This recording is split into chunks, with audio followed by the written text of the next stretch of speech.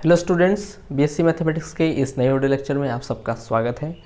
पिछले video lecture में हमने पढ़ा था डिटर्मिनेंट क्या होता है, किसी मैट्रिक्स का डिटर्मिनेंट कैसे निकालते हैं। उसके बाद हमने पढ़ा था कि डिटर्मिनेंट के किसी एलिमेंट के लिए हम उसका कैसे माइनर निकाल सकते हैं या फिर कोफैक्टर कैसे निकाल सकते हैं। तो इसी वीडियो को कंटिन्यू करते हुए आज के इस वीडियो लेक्चर में हम पढ़ने वाले हैं कि डिटर्मिनेंट की क्या क्या प्रॉपर्टीज़ होती हैं। वैसे तो आपने जो है मैट्रिक्स वाले टॉपिक में मैट्रिक्स की प्रॉपर्टीज़ को पढ़ा ही होगा, लेकिन यहाँ पर जो डिटर्मिनेंट होता है वो मैट्रिक्स से थोड़ा सा अलग होता है और उसकी प्रॉपर्टीज़ भी कुछ अलग होती हैं। तो आइए देख लेते हैं कि डिटर्मिनेंट की क्या क्या प्रॉपर्टीज़ होती हैं। तो यहाँ पर हम डिटर्मिनेंट की प्रॉपर्टी को लिख कर नहीं समझेंगे, बस यहाँ पर हम बुक के थ्रू डायरेक्ट जो है एक एक पॉइंट को समझ लेते हैं। और अगर कोई ऐसा पॉइंट होता है जो कि आपको एग्जांपल से समझाया जा सकता है तो मैं इसको आपको जो है एग्जांपल के थ्रू भी समझाऊंगा। तो देखिए, सबसे पहला पॉइंट जो हमारा है इसकी प्रॉपर्टीज़ में, सबसे पहला पॉइंट ये कहता है कि the value of a determinant does not change if rows and columns are interchanged.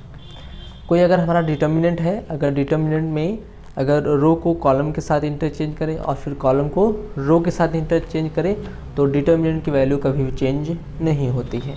ठीक है, यानी हम लोग कह सकते हैं कि डिटर्मिनेंट, पहले प्रॉपर्टीज़ कि डिटर्मिनेंट ऑफ ए हमेशा इक्वल होगा डिटर्मिनेंट ऑफ ए के ट्रांसपोज के। क्योंकि यहाँ पर हमने देखा कि जो ए है, अब ए का ट्रांसपोज मतलब क्या हो गया, ए का ट्रांसपोज मीन्स कि यहाँ पे रो को कॉलम के साथ और कॉलम को रो के साथ इंटरचेंज किया गया है। तो अगर हम लोग ए का डिटर्मिनेंट निकालें या फिर इसके ट्रांसपोज का डिटर्मिनेंट निकालें, ट्रांसपोज मतलब यहाँ पर रो को और कॉलम को इंटरचेंज करने के बाद जो डिटर्मिनेंट आएगा, जो मैट्रिक्स आएगा उसका डिटर्मिनेंट निकालें तो दोनों वैल्यूज सेम होंगी। तो ये होती है पहली प्रॉपर्टीज़। दूसरी प्रॉपर्टी हमारी ये है कि an interchange of any two adjacent rows और columns change the sign of delta. अगर हम यहाँ पर किसी डिटर्मिनेंट में, अगर मान लीजिए डिटर्मिनेंट हमारे पास ये है और अगर मान लीजिए यहाँ पर 1 2 3 रो दिख रहे हैं, ठीक है, तो अगर 3 रो में से अगर 2 रो को हम लोग आपस में इंटरचेंज करें या फिर 2 कॉलम को अगर आपस में इंटरचेंज करें तो वहाँ पे जो डिटर्मिनेंट होता है उसका साइन जो है चेंज हो जाता है। यानी अगर यहाँ पर फर्स्ट रो को हमने सेकेंड रो के साथ और सेकेंड रो को फर्स्ट रो के साथ इंटरचेंज कर दी, इसकी जगह पे अदला बदली कर दी, पहले को दूसरे जगह पे, दूसरे को पहले की जगह रख लिया, तो ये जो वैल्यू होगी वो माइनस में आ जाएगी। ठीक है, जैसे इसका एग्जाम्पल आप लोग देखिए यहाँ से, मान लीजिए हमारे पास एक डिटर्मिनेंट है 2 4 और 1 3। ठीक है, अगर इसकी वैल्यू निकालें तो ये कितना आएगा, इसकी वैल्यू अगर हम लोग निकालेंगे तो 3 2 जा 6 और माइनस का 4 1 जा 4, यानी आ जाएगा 2। ठीक है, अब अगर हम लोग क्या कर दें, अब अगर हम लोग यहाँ पर फर्स्ट रो को सेकंड के साथ और सेकंड को फर्स्ट के साथ इंटरचेंज कर दें तो यहाँ पे फर्स्ट रो हो जाएगा 1 3 और सेकंड रो हो जाएगा 2 4। अब अगर इसकी वैल्यू निकालते हैं तो वैल्यू कितनी आएगी, 4 1 जा 4 माइनस का 3 2 जा 6। अब यहाँ पर वैल्यू जो आ रही है माइनस आ रही है। यानी अगर किसी भी डिटर्मिनेंट में अगर रो को कॉलम के साथ इंटरचेंज किया जाएगा तो जो डिटर्मिनेंट की वैल्यू होती है वो उसका साइन जो है चेंज हो जाता है। अगर डिटर्मिनेंट की वैल्यू पॉजिटिव आनी होगी तो वो निगेटिव आएगी और अगर निगेटिव आनी होगी तो वो पॉजिटिव आएगी। तो ये होती है सेकेंड प्रॉपर्टी। थर्ड हमारी प्रॉपर्टी ये है कि इफ़ एनी 2 रोज और कॉलम्स आर सेम और proportional the determinant is equal to 0। अगर यहाँ पर किसी डिटर्मिनेंट के लिए, किसी डिटर्मिनेंट पे अगर मान लीजिए हमारा 2 रो की बात करें, अगर 2 रो इक्वल हों या फिर 2 रो प्रोपोर्शन में हो, कह सकते हैं यहाँ पर मान लीजिए कि एग्जांपल जैसे कि हम यहाँ पर ले लेते हैं 1 2 3 और यहाँ पर कह सकते हैं 4 5 मान लीजिए 7 है। ठीक है, अब ये डिटर्मिनेंट में देख रहे हैं कि यहाँ पे जो फर्स्ट रो है, फर्स्ट रो और सेकेंड रो कह सकते हैं यहाँ पर प्रोपोर्शन में है। ठीक है, यहाँ पर ये कह सकते हैं कि यहाँ पर कह सकते हैं कि दोनों रो सेम है, प्रोपोर्शन ना होकर के सेम है, कि फर्स्ट रो सेकेंड रो दोनों क्या है, सेम है। तो यहाँ पर अगर इसका हम लोग डिटर्मिनेंट वैल्यू निकालेंगे तो उसकी वैल्यू कितनी आएगी, इसकी वैल्यू आ जाएगी 0। और अगर ये मान लीजिए कि इस तरह से प्रोपोर्शन में होते हैं, जैसे कि ये मान लीजिए 1 1 1 है और ये मान लीजिए 2 2 2 है और ये मान लीजिए 4 5 7। ठीक है, अब ये 1:2 के प्रोपोर्शन में है, फर्स्ट और सेकेंड रो 1:2 के प्रोपोर्शन में है, तो अब इसकी भी अगर हम लोग डिटर्मिनेंट वैल्यू निकालेंगे तब भी कितना आएगा, 0 आएगा। तो तीसरी प्रॉपर्टी ये है कि अगर हम लोग 2 रो को या 2 कॉलम को सॉरी दो रो या दो कॉलम अगर आपस में क्या होते हैं, कह सकते हैं सेम होते हैं या फिर प्रोपोर्शन में होते हैं, तो वहाँ पर जो डिटर्मिनेंट की वैल्यू होती है वो 0 के इक्वल होती है। तो ये होती है थर्ड प्रॉपर्टी। फोर्थ प्रॉपर्टी हमारी ये है, if the element of a determinant are split up into two elements then the determinant also can be expressed as the sum of the two corresponding determinant. चौथी property ये कहती है कि अगर मान लीजिए कि हम क्या करते हैं कि किसी डिटर्मिनेंट के लिए, मान लीजिए हमारे पास एक डिटर्मिनेंट है 2 4 5 7, ठीक है। अब यहाँ पर हम लोग किसी डिटर्मिनेंट में कह सकते हैं कि अगर हम दो वैल्यूज़ को अगर स्प्लिट करते हैं, स्प्लिट करने का मतलब इस तरह से, मान लीजिए हमने यहाँ पर इसको लिख दिया इस तरह से कि 1 + 1 और इसको मान लीजिए हमने 2 + 2, ठीक है, या फिर लिख लें 1 + 3 और यहाँ पर इसको 5 7 रहने दिया, ठीक है। तो ये दोनों वैल्यू को अगर हमने स्प्लिट कर दिया तो यहाँ पर इसको हम लोग दो अलग अलग डिटर्मिनेंट में तोड़ सकते हैं। कैसे? इसको हम लोग लिख सकते हैं, पहले वाले का पहला एलिमेंट यानी 1, इधर से 1 5 और 7 और प्लस यहाँ हो जाएगा 1, ये 3 और ये 5 और 7। अब अगर इसकी वैल्यू निकालें चाहे इसकी वैल्यू निकालें, दोनों वैल्यू क्या आएगा? सेम आएगा। आप लोग चाहे तो चेक कर सकते हैं। यहाँ पर अगर इसको सॉल्व करेंगे तो 7 × 2 = 14 और माइनस का 5 × 4 = 20 यानी -6 आ जाएगा। अगर इसको सॉल्व करेंगे कितना आएगा? इसको सॉल्व करेंगे तो 7 × 7 -5, ठीक है, और प्लस यहाँ पे इसको सॉल्व करेंगे तो 7 × 7 -15।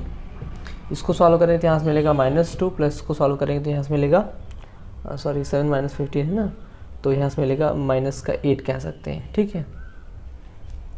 अच्छा ये तो 7 - 5 होगा तो ये 2 होगा ना, ये 2 हो जाएगा, और अगर इसको सॉल्व करेंगे तो -6 आएगा, ठीक है। तो यहाँ से अगर हम लोग किसी भी रो या कॉलम को अगर हम लोग दो अलग अलग वैल्यूज़ में या दो अलग अलग एलिमेंट में स्प्लिट करेंगे तो उसको हम लोग दो अलग अलग जो है डिटर्मिनेंट में भी स्प्लिट कर सकते हैं। तो ये होती चौथी हमारी प्रॉपर्टी डिटर्मिनेंट की। पांचवी प्रॉपर्टी ये कहती है कि if we multiply the elements of any row और columns by a number and add them to the corresponding element of any other row और column the value of determinant does not change. यानी कि जैसे हमने जो रो में property पढ़ी थी कि हम लोग किसी भी डिटर्मिनेंट के लिए ये प्रॉपर्टी अप्लाई कर सकते हैं कि R1 किसी एक जो है रो को हम लोग दिखा सकते हैं टेंस टू Ri प्लस का KRJ, ठीक है। मतलब अगर किसी रो में हम लोग क्या कर सकते हैं, किसी एक रो में किसी कांस्टेंट मल्टीप्लाई करने के साथ दूसरे रो के साथ उसको ऐड कर सकते हैं या फिर सब्सट्रैक्ट कर सकते हैं, ठीक है। तो यहाँ पर जो है डिटर्मिनेंट की वैल्यू पे कोई फ़र्क नहीं पड़ने वाला है।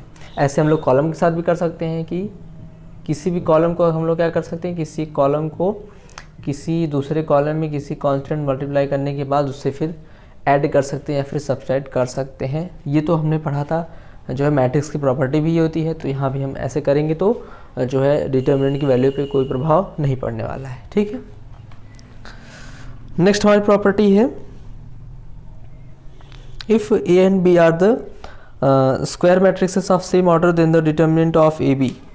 अगर मान लीजिए कि हमारे पास दो मैट्रिक्स इस तरह से हैं A और B, और अगर दोनों का ऑर्डर सेम है तो यहाँ पे A और B का मल्टीप्लाई करने के बाद इसकी जो डिटर्मिनेंट वैल्यू आएगी, यानी डिटर्मिनेंट ऑफ कह सकते हैं कि A और B का मल्टीप्लाई करने के बाद अगर ये जो डिटर्मिनेंट वैल्यू आएगी वो हमेशा इक्वल होगी determinant of A into determinant of B के, यानी दोनों की अलग अलग डिटर्मिनेंट वैल्यू को क्या होगी, इक्वल होगी।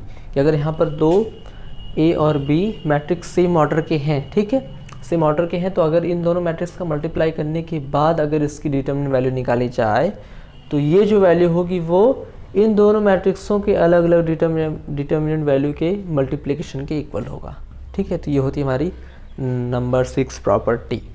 नेक्स्ट हमारी प्रॉपर्टी है कि नेक्स्ट हमारी प्रॉपर्टी ये है if determinant of A is equal to 0।